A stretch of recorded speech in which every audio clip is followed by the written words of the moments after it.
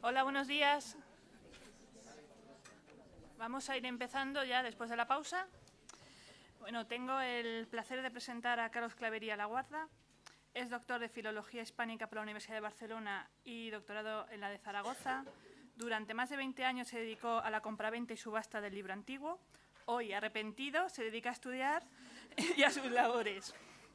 Algunos de sus libros más recientes son, por ejemplo, Contra la bibliofilia, No amarás los libros sobre todas las cosas, ¿Cuánto cuesta leer?, Erasmo, hombre del mundo, Los correctores, tipos duros en imprentas antiguas.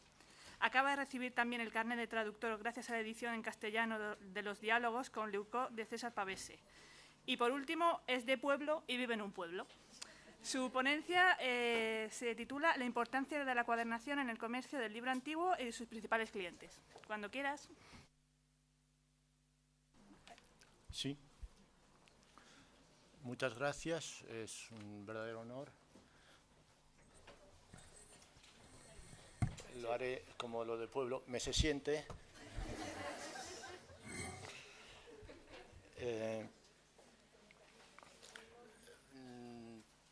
Me han invitado para que les hable de encuadernaciones y de su mercadeo, y eso voy a hacer, porque para hablar de técnicas, tácticas, florituras y gollerías en las encuadernaciones, doctores tiene esta casa, aquí presentes, a quienes agradezco que, a pesar de la intervención que hice en esta casa el año pasado, hayan desafiado al sentido común y me hayan invitado de nuevo. Quiero empezar con un gesto de honradez por mi parte, al menos uno, que siendo librero es ya bastante. He escrito sobre el asunto que hoy me trae aquí en Pedraza 2003, a quien saludo por Pedraza Consorte, aquí a mi derecha, en un libro que publiqué en 2006, en sendos artículos de 2010 y 2012 y en un libro maravillosamente olvidado que es Contra la bibliofilia en 2015. Es decir, hace más de 3 sexenios que defiendo lo que ahora oirán, 3 sexenios civiles, no académicos, no tengan miedo, no opto a ninguna plaza en la vida académica. Es decir, hace más de 3 sexenios que defiendo lo que oirán ahora, por lo que es posible que crean que me repito, o que uso ejemplos ya utilizados. Y es cierto, me repito. Quiere decir que no he cambiado de opinión. También repite la morcilla de mi tierra y ojalá pudiéramos comer tanta como queremos. Como librero y en el mercado de libros muy antiguos se suelen ver sobre todo libros reencuadernados. Por tanto voy a hablar solo de reencuadernaciones, no voy a hablar de restauraciones, no voy a hablar de encuadernaciones modernas para libros modernos.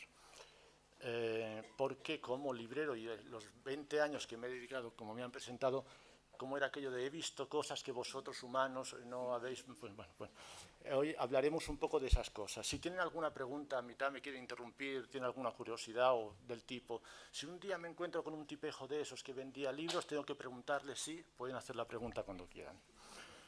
A propósito de libros reencuadernados, insisto, solo reencuadernados, antiguos, no me cansaré de repetir nunca las palabras de Hipólito Escolar, persona poco sospechosa de desafección al libro. Un tiempo tomaba estas palabras como síntoma o síntesis de las maquinaciones que conlleva encuadernar un libro o reencuadernar un libro. Ahora las tomo como hipótesis de trabajo. Las palabras de Escolar me sirvieron para empezar una conferencia en 2003 con estas palabras. La reencuadernación moderna de libros antiguos podría considerarse como un arte suntuario o decorativo y hortera, por cuanto tiene de ostentación y ornamentación superficial e innecesaria de lo esencial libresco. Y no se lo digo yo, lo dijo alguien tan poco sospechoso de delación como Hipólito Escolar, que dijo, el valor de la encuadernación y de la ilustración es tanto mayor cuanto menor es la capacidad de lectura y comprensión del texto que tiene el propietario o las personas para las que se han hecho. Hipólito Escolar, director de la Biblioteca Nacional. Sobre este asunto hay un artículo maravilloso de Elisa Ruiz que habla de las armas, de las armas reales, que estudia para qué sirven o para qué servían encuadernaciones y avalorios en los libros antiguos. A esta reflexión de Hipólito Escolar, que usé en 2003, algo me ha hecho cambiar el tiempo. Y en lugar de llamar a tal práctica algo hortera, así a lo bestia, y con una pila de años y de libros a mis espaldas, esta reflexión sirve para aproximarme a la reencuadernación, insisto, reencuadernación de libros antiguos, como si fueran la reencuadernación, otra de las patologías o conjunto de síntomas del libro. Pero como casi todas las patologías, esta también tiene unos patógenos detrás. En este caso son los libreros, en primer orden, los bibliófilos y en menor medida los bibliotecarios y en medida todavía menor los encuadernadores obedientes a las veleidades de los anteriores. Sea como fuere, un patógeno de esta enfermedad es todo aquel que anima y permite el uso de cizallas, agujas y cancelaciones varias en los libros antiguos. Y no lo digo yo, lo dijo alguien tan poco sospechoso de desafección al libro como Tamaro de Marinis o Támaro de Marines, depende si lo pronuncian en el norte de Italia o del sur de Italia. Támaro de Marinis dijo: la sustitución y la destrucción metódica de encuadernaciones antiguas se llevó a cabo especialmente en las instituciones delegadas para la conservación del libro, en las grandes bibliotecas, en las cuales los procedimientos administrativos de tutela, radicales e indiscriminados, han causado daños mucho más graves de los causados más allá de la incuria y del abandono. Tamaro de Marines, Le legature artistiche. Voy a volver a donde lo dejamos el año pasado, cuando tuve el honor de compartir mesa con Fermín de los Reyes, y voy a volver al fetichismo, porque la venta y encuadernación de libros tiene algo que ver con el fetichismo. Los libros antiguos y el siglo XVIII, que es donde lo dejamos el año pasado, que son los primeros años relevantes en el asunto que aquí me trae. Contra el gusto antiguo que exigía la uniformación casi militar de los libros y desnudaba a los libros de esa identidad para hacerlos soldados de la falta de criterio, ya se expresó alguien tan poco sospechoso de desafección al libro, Van Tres, en las encuadernaciones como Goldsmith en 1928, la Biblia de las viejas, de las antiguas encuadernaciones. Un agente igualmente poderoso en la destrucción de encuadernaciones antiguas, operando en Francia y en cualquier sitio, fue el cuidadoso amor que las wealthy abbeys, esto es como Downton Abbey, pero con biblioteca, para hacer bellas librerías en el siglo XVII. La misma práctica fue observada por los grandes coleccionistas franceses.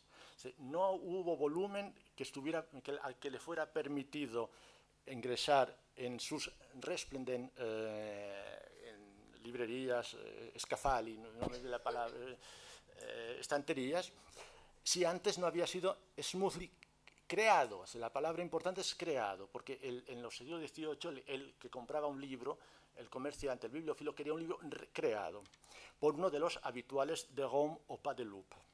Y hasta aquí la base teórica. Recuerden que no me he citado a mí, he citado a Hipólito Escolar, Tamaro de Marinis y Goldsmith. La amabilidad del profesor Carpallo pide que les hable, para ser exactos, de la importancia de la encuadernación en el comercio del libro antiguo y de sus principales clientes. Antes se ha hablado de hibridismo, ostentación en las encuadernaciones. Esto es un libro antiguo con una encuadernación antigua. Lo primero que debería hacer un comerciante avispado, si se encuentra en el mercado con esta encuadernación que está en un importantísimo museo norteamericano, a donde llegó sin permisos de exportación, evidentemente, en el siglo XIX, porque no eran necesarios, no por otra cosa. Lo primero que debería hacer este comerciante avispado sería descuajeringar el libro. Y ahora dirán, ¿por qué? Porque lo haría mucho más rico y digno de ser casi real bibliotecario en el siglo XVIII, como veremos después, o de la Biblioteca Nacional en el siglo XIX, como es sabido. Un comerciante avispado debería coger este libro maravilloso que contiene dentro un leccionario de la época, sacarlo y tener por un lado el texto y por el otro la encuadernación. Con la encuadernación ir al orfebre o al coleccionista de encuadernaciones y decir cuánto le pide por la encuadernación y hacer un número. Ir al coleccionista de manuscritos y decir cuánto le da por el leccionario del siglo XIII que contiene. hacer cuentas. Y entonces decirle al que compra encuadernaciones que si tuviera un texto dentro, ¿cuánto valdría? Hacer todas esas cuentas, entonces vendérselo a quien más dinero le va a dar. Y si le va a dar más dinero, deshacerlo, lo deshará. No lo deshará el librero, lo han deshecho, no en casos tan extremos como este, como decía Tamaro de Marinis, cantidad de instituciones diputadas a la conservación del libro. Porque hay mucho de la ostentación. Este es el libro de horas de Francisco I, comodísimo para rezar las horas por la noche. Por tanto, está, imagino que en la Biblioteca Nacional de París, pero habla de las otras posibilidades solamente ornamentales del libro. Como habrán adivinado, no me interesa tanto la encuadernación moderna del libro moderno como la encuadernación moderna de libros antiguos. Hablaré más de aquella que de esta. Esto es otro libro de horas. Este es un libro de horas tan único como el anterior en sí. Ediciones de estos libros de horas hay a decenas, pero este ejemplar es único como muchos. Como decía Julián Martín Abad, será único en tu casa porque en la biblioteca tenemos 3. Pero bueno, esto parece que era bastante único y era otra forma de rezar prácticamente contemporánea a la de Francisco I, pero nos encontramos que este libro tiene una encuadernación proletaria en pergamino. Y así se ha quedado, porque el comerciante que lo tuvo en las manos hace aproximadamente 10 años prefirió dejarlo así que crearle un pastiche más o menos semejante a esto, por mucho que la unicidad sea semejante. Si le hubiera puesto el pastiche de la encuadernación anterior, quizá lo hubiera vendido. Como tiene una encuadernación proletaria, el pobre librero lo tiene allí esperando que venderlo. A la ostentación. La encuadernación. Tras una dura jornada, Guidibaldo de Montefeltro llega a casa, se pone las pantuflas de la época y el boatiné de la época y se pone a leer un libro alto 35 centímetros que necesita de un apoyo que es cualquier cosa menos cómodo. Sabemos que, por la famosa historia de Vespasiano da Bisticci, que dice que no compraba libros impresos, es lo mismo si es impreso o no impreso. Aquí se trata de la ostentación y después de haber amazzato, decapitado unos cuantos enemigos por Umbria, por Pésaro, Federico Montefeltro llega a casa y dice, ahora me relajo con un manuscrito del siglo XV que me acaba de comprar Vespasiano da Bisticci. ¿Y por qué tengo esta obsesión por los libros encuadernados a la proletaria o los libros más sencillos? Siguiendo con Berruguete, este es un cuadro maravilloso. Es la conjura de los... se queman los libros de los albigenses.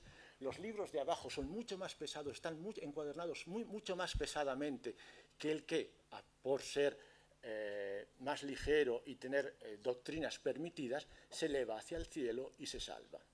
Pero no se salva solo por eso, o yo quiero ver que no se salva solo por eso. Se salva porque no es comerciante, porque no es comerciable, porque está decorado exactamente igual que con el tapiz que hay detrás en la pared. Por tanto, es un libro de los nuestros y mientras en la hoguera de los albigenses o albigenses estamos quemando estos, uno de los nuestros, mucho más ligero, mucho más sobrio, menos lujoso, se está salvando. Y ahora ya sí llegamos al siglo XVIII, porque en el siglo XVIII la pasión por los primeros libros ha cambiado. Ya no son, lo dicen los historiadores del libro, por ejemplo, Christian Jensen, en Revolution and Antiquarian Book, los libros son trofeos culturales comerciables, y como he venido a hablar de comercio, comerciables, mientras su papel de transmisores textuales se ha desvanecido. Si volvemos a la idea de Guidobaldo de Montefeltro con ese libro, el valor de lo de dentro se ha perdido. Y tanto hace perder la cabeza el fetichismo moderno que otro mal en el comercio de los libros ingleses tiene su origen en aquellos caballeros ingleses del siglo XVIII, que lo hablábamos el año pasado. Compraban libros del siglo XV, pero se obstinaron y pusieron todo su empeño en hacer que parecieran siglos del siglo XVIII, es decir, compraban incunables, pero querían que en su casa estuvieran como si fueran libros del siglo XVIII. y querían que lucieran modernos, reencuadernados, repintados, lavados, prensados y otras cosas de lavandería. Y esto me permite añadir al fetiche otro término por lo que hace al libro antiguo y a la encuadernación y a la venta: la moda. Si el fetiche en el siglo XVIII es un atavismo de sociedades primitivas, la moda es un estado pasajero de los gustos. O si prefieren, una definición académica, la moda es un uso, modo o costumbre que está en boga durante algún tiempo o en un determinado país. Y las encuadernaciones de los libros son una moda en la historia de la venta de libros. Entre 1700 y 1950, los libros que se ponían a la venta eran importantes de acuerdo con cuánto habíamos podido esconder su edad. Es decir, compramos en el siglo XVIII en Inglaterra un libro del siglo XV, pero hemos de demostrar que no es tan antiguo. Del año 2000 en adelante, en el comercio de encuadernaciones antiguas, lo importante es poder demostrar cuál es la edad del libro. Es decir, cuanto más antiguo es y cuanto más podemos decir menos tocado está, más in mint condition está, mejor es para el mercado. Se suele citar esta que sigue como la primera subasta dedicada íntegramente a los incunables. A Catalog, que creo que lo tengo aquí. No.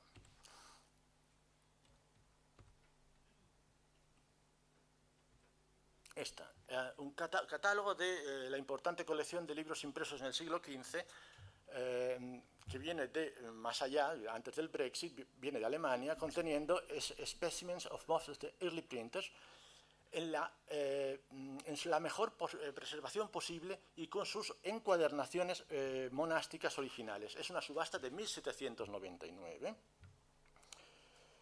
7 de estos libros de esta subasta se conservan. He ido a rastrearlos por pasión bibliófila. Se conservan 7 en la Bodleian. Todos tienen encuadernaciones modernas. Lo que en 1799 llegó a Broad con finest preservation y todas las palabras que el mercado exige, antes de llegar a la Bodleian ya estaba reencuadernado. Y si hoy lo reconocemos en la Bodleian, no es porque en las encuadernaciones nos remitan a aquella subasta de finest preservation, sino porque el registro de entrada lo pone, porque el libro es un libro anónimo. Por el libro en sí no nos remitirá nunca a esa subasta de 1799 que traía libros del más allá europeo en una preservación maravillosa. Y esa es una práctica de 1799 y es una práctica muy normal en España, porque la Biblioteca Nacional, ese galeón varado en el Paseo de Recoletos que dijo uno de sus directores, John Juaristi, tiene tantísimas virtudes, pero si no recuerdo mal tenía en su página web algo que me atrevería a llamar publicidad de la infamia, cuando dice que, por un lado, su colección de manuscritos y colección de incunables proceden de saqueos, racias y problemas derivados de la Guerra de Sucesión. Es una especie de problema político con el este de la península que se retrae desde hace 2 siglos. Y dice en la página web de la Biblioteca Nacional algo que se ve muy bien en la Bodleian. En ese año, 1736, Juan de Iriarte, gracias al apoyo del bibliotecario mayor Blas Antonio de Naxarre, consiguió llevar a buen término una permuta de volúmenes con el convento dominico, convento Monastic Bindings, de Santo Tomás de Ávila, incorporando a la colección real 315 ejemplares de ediciones del siglo XV. Buen número de estos incunables se pusieron inmediatamente en manos de Juan Gómez para que los encuadernara, no reencuadernara, encuadernara. Cómo venían del convento Santo Tomás, una parte en pergamino y otra en pasta, trabajo que realizó durante los años 1740 y 1741. Es decir, esos libros,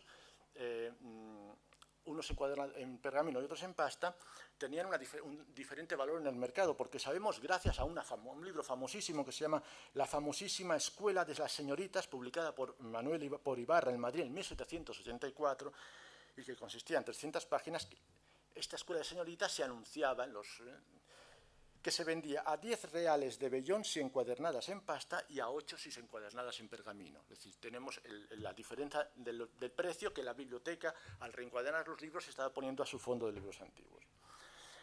En un catálogo monstruoso que Quaritch publicó en 1899, se ofrecía un ejemplar de la Biblia de Gutenberg y un ejemplar del Tirán lo Blanc. El Tirán lo Blanc, estaba valorado en una décima parte de lo que se pedía por aquel. Y ahora vamos a hacer un juego divertido. Una Biblia de Gutenberg hoy en el mercado valdría 30, 40 millones de euros aproximadamente. ¿Se imaginan poner en el mercado un ejemplar del Tirán de lo Blanc a 3 o 4 millones de euros? ¿Habría alguien que lo comprara? La Biblioteca de Cataluña posiblemente no, porque quizá no tengan ni dinero ni para poner el sello a contestarle a la oferta que le hace el vendedor a la biblioteca. Y este es el catálogo de Quaritch en 1829, en la que vende el Tirán lo Blanc, que tiene esta encuadernación. Fine copy in crimson Morocco, marroquín, cortes dorados. Las armas de Seyer, fundamental para que luego, cuando este libro acabó en Boston, creo que lo compró Boston, sabía que estaba comprando un libro de Seyer, no que estaba comprando un libro que había salido teóricamente, inmaculadamente de España, sino que venía de Seyer y allí las normas eran diferentes. Y conservado en una caja de estas, como la ha llamado antes, un box de esos de protección que ha dicho el señor decano. Y vemos una muestra de una encuadernación para un libro en venta. La Biblia en el mismo catálogo se vendía en 5.000 libras esterlinas, el Tirán lo Blanc en 500. Y esta es una descripción maravillosa para saber manejarse en el laberinto de las encuadernaciones en los libros de venta. Dice, gruesa encuadernación de madera cubierta con una piel estampada, rebaked, que es un término maravilloso, porque uno no sabe si lo han sacado para restaurar, lo han restaurado, lo han manejado, lo han puesto a poner dentro, si le han hecho solamente el lomo de atrás, si es un rembotage, el que esto suscribe, uno de sus momentos más ignominiosos en su carrera fue cuando vendió un rembotage en una Greek Binding a un coleccionista de Greek Binding y él se sintió engañado, yo me sentí engañado y publiqué un artículo sobre ese engaño y sobre esa autoinfamia que me vi obligado a cometer. Me devolvieron el libro, devolví el dinero. En eso me comporté como un aragonés normal. Pero la parte interesante de esta lectura es cómo lo hubiera hecho el original Binder. ¿Qué quiere decir esto? Es decir, que lo ha sacado, lo ha vuelto a meter, es un pastiche. En este caso es lo mismo, porque las encuadernaciones en los libros antiguos lo has de coger como quieras. Imagínense que ahora aparece una Biblia en el mercado, una Biblia de Gutenberg en el mercado, posiblemente la única que allí podría en manos privadas, y entonces llega el señor, o llega la Pierpont, lo tiene, pero imagínense que la Biblioteca Nacional Española decide comprar, y dice, no la quiero porque está recased o rebaked, cuando un libro de estas características o el Tirán lo Blanc llega en estas características, hay que comprarlo en estas características. Por tanto, lo de encuadernar, reencuadernar, no reencuadernar, no tiene, el libro es un unicum y cuando es un unicum hay que aceptar los desastres que el tiempo y los hombres hayan podido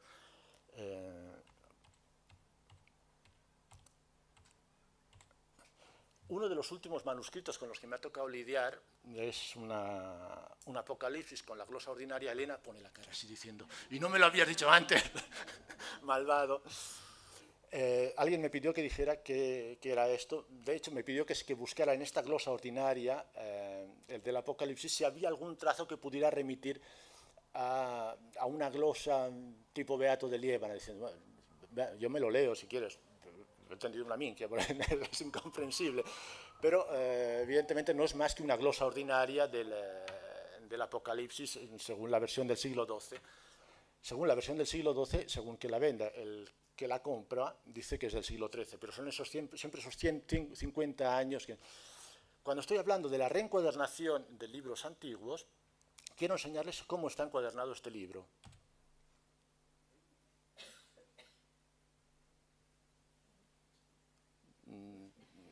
saquen sus conclusiones. No sé cómo estaba antes.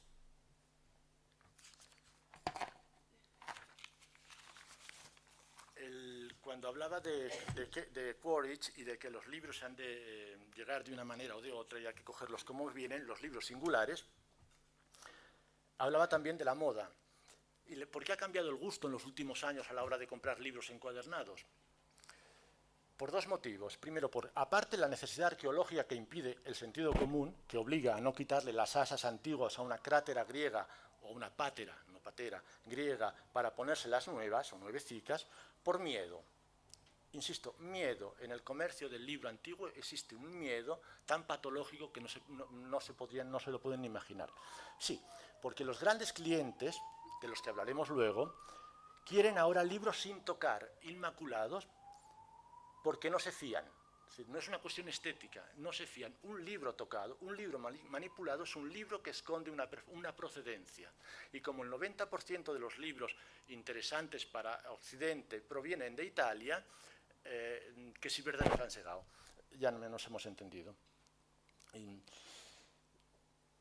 Quieren procedencia los clientes, los coleccionistas, quieren pedigrí, saber en qué casas han estado esos libros y cómo han salido a la venta. De ahí que yo metiera la pata hasta el fondo con un libro que me habían vendido como del príncipe de un obispo, de un obispo del principio del siglo XV, y era un remboitage con una encuadernación a la greca del siglo XVI para el Etymologicum Magnum de 1499. Metí la pata enormemente. Un libro restaurado es un libro que esconde algo, puede ser muy grave o puede ser no muy grave.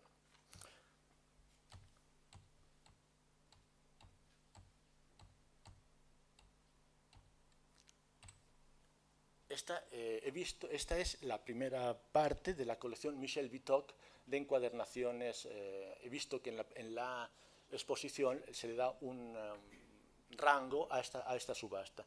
Michel Vitoc es una persona simpaticísima, con quien he tenido la suerte de compartir 3 o 4 helados en Piazza Navona, en Roma, e hizo esta gran subasta. Esta es la primera parte, que habla de libros antiguos, aquí con un Grolier o pseudo-Grolier en la portada. Esta es la segunda parte de la colección Vitoc. La cosa más maravillosa de esta subasta, en la que tuve la suerte de estar, es que parece que sea una encuadernación de pas de loup en el inicio, es que todos los libros de esta parte, de esta segunda sesión, coincide el año de impresión con el año de encuadernación. No hay un solo libro reencuadernado. Se habla de libros de pas de loup encuadernados del siglo XVIII. En cambio, otra de las subastas fundamentales de los últimos años es la colección Macclesfield. 13 volúmenes como estos, que estuvieron durante siglos en la casa del Earl of Macclesfield. Todos los libros eran iguales, salieron a la venta todos exactamente iguales y todos con el mismo olor a humo de la biblioteca en la que habían estado 300 años igual. Por ejemplo, salió a la venta la primera edición del Copérnico, de Revolutionis Orbis, de Revolutionis de 1543 de Copérnico, con la encuadernación Macclesfield. La encuadernación Macclesfield llevaba un timbre, todos los libros estaban timbrados como las reses, un timbre fuera, un sello fuera en la encuadernación, todas iguales, todas marrones, y dentro el sello en seco de la Macclesfield. Cuando mis colegas fueron a comprar los libros de la Macclesfield, pusieron 2 pegas. Es imposible comprar esto para volverlo a poner a la venta, porque nunca podrás esconder el timbre en seco que lleva dentro y tu cliente sabrá dónde lo has comprado, cuánto lo has pagado, y no le podrás engañar jamás.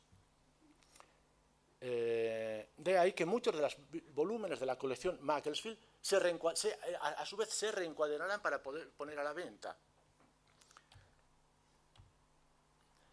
Decía antes, y ahora con las fotos seré todavía más errático, que los libros restaurados esconden algo. Este es un libro de la primera parte, de la primera sesión de la biblioteca Vitoc. Hay una cosa estupenda en este libro. En la ficha se dice que es un libro inmaculado, jamás restaurado, jamás tocado en su primigenia encuadernación.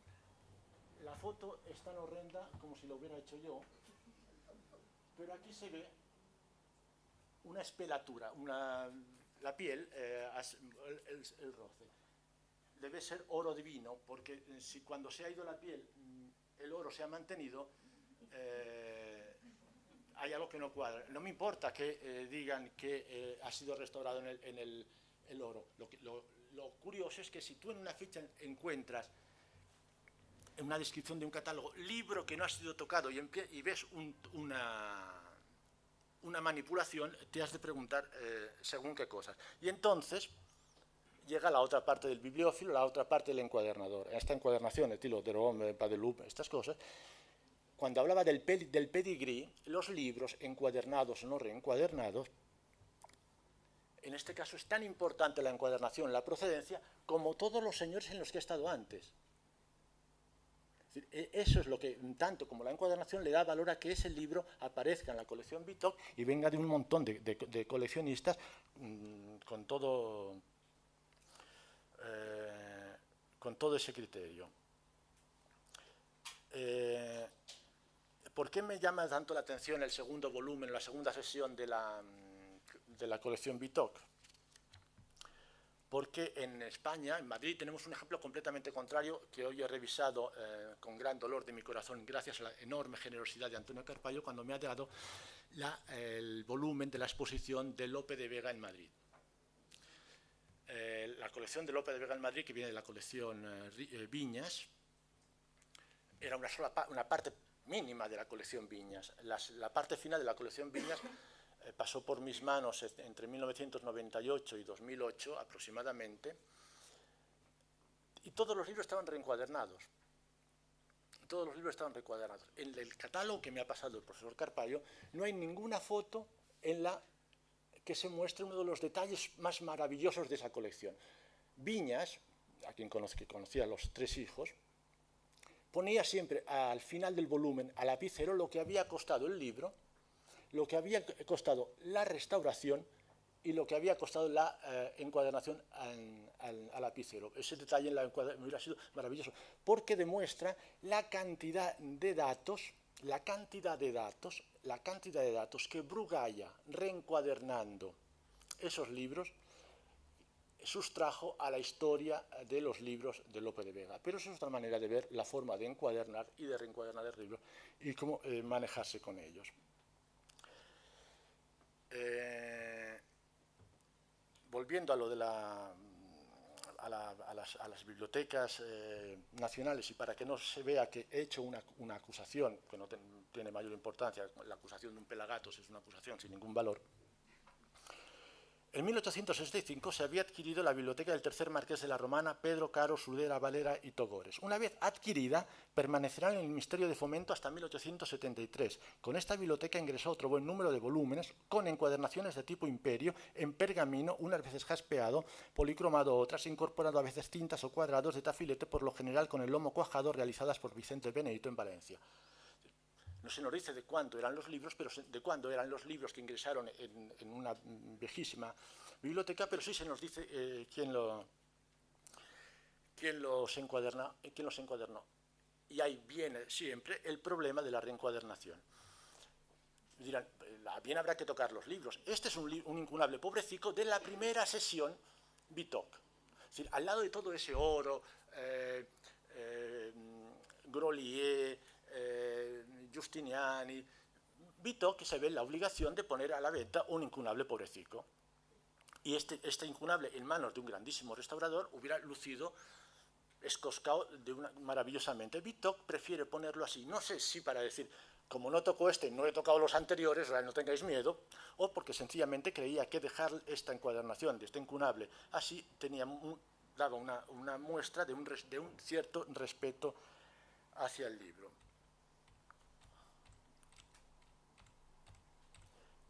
Porque el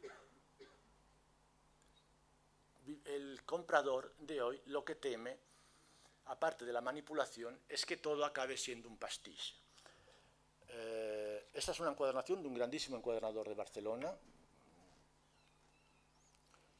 que encuadernó un Bartolomeus Anglicus de 1492 al estilo de la época. esta es una de las consecuencias que tiene encuadernar el libro. Estos son las monastic binding. Voy deprisa porque quiero acabar y enseñarles el qué hacer con los libros cuando están sin encuadernar. Este está en casa de un librero desde hace 10 años, así. Esto es un incunable, creo que si no recuerdo mal es el de Brietate, de Vero Aldo, por algo será que está así, con una marca que pone Ambrosius Morales. Este es un incunable que perteneció a Ambrosio de Morales, pero que se ha quedado así sin nada, sin encuadernar, como muestra de lo propio del que en la primera página, de la que no tengo foto, escribió a lapicero, en la primera página dejada a bolígrafo. Este incunable es muy raro, para pam, y viene de la biblioteca de Ambrosio de Morales. Si no hubiera quitado la primera hoja blanca original, que es donde estaba al 99% de las posibilidades, el ex libris de Ambrosio de Morales, el famoso tiempo fue, que tiempo no fue, no hacía falta poner este libro era de Ambrosio de Morales después. Bastaba dejarlo así. Y no pasa nada por dejar un libro sin encuadernar, porque, el último ejemplo, en las subastas de Bitok, la última página, Christie se hace publicidad de sí misma, dice que va a vender estas pruebas, estas galeradas de un libro de Nathaniel Hawthorne, o como, perdonen la pronunciación. Y el libro aparece sin encuadernar, así. El libro está como en su primera función, no ha necesitado pasar a otra función para que el libro se venda mejor, se conserve mejor y se pueda ofrecer en Christie's mejor. ¿Por qué? Porque los tiempos han cambiado y si a un coleccionista que sabe que el libro estaba así y que como pruebas no iba a ser encuadernado jamás, se lo das encuadernado, va a pensar que en sus modas no han sido respetadas. Y por último, les quiero contar la anécdota de esta subasta. Esta es la subasta Worthington que se celebró, creo, en 2005 en Sotheby's. Llegamos allí unos cuantos libreros, muchos italianos, vieron la colección Worthington con todos sus incunables encuadernados así, con encuadernaciones del 18, Luis, grandísimos encuadernadores, grandísimos doradores, a la par de Bonnet, pero con otros estilos. Llegando allí, un librero italiano, toscano, que luego acabó en la cárcel por otros motivos, no por lo que diré ahora, dijo: peccato. Los libros son maravillosos, pero si los llevo a Italia, lo primero que tengo que hacer es quitarles estas encuadernaciones, ponerles otras viejas, porque mi cliente estos libros no los quiere así. ¿Por qué? Porque los libros, la encuadernación, sea en modo pastiche auténtico, sea en modo remboitage, son útiles en encuadernación, como hemos visto en el caso de Montefeltro, para su representación en sociedad y para su mejor conservación. Esto es, sí, para su mejor conservación. Y para que vean que no es una cosa nueva, y con esto acabo, todo este ir y venir de precios tiene mucho que ver con la nueva dimensión patrimonial del libro, y voy a hablar de 1439, la nueva dimensión patrimonial del libro. Así, en Oxford, en 1439, en un colegio, en un nuevo college, se exigía que, en las normas de bibliotecarias, para que una mejor custodia de los libros, cada uno de ellos se ha de valorar en un precio apreciablemente mayor al de su valor real, para que, en caso de pérdida, el dinero recuperado pueda ser empleado en reponerlo lo antes posible y con forma y encuadernación equivalentes a las del perdido. Muchas gracias.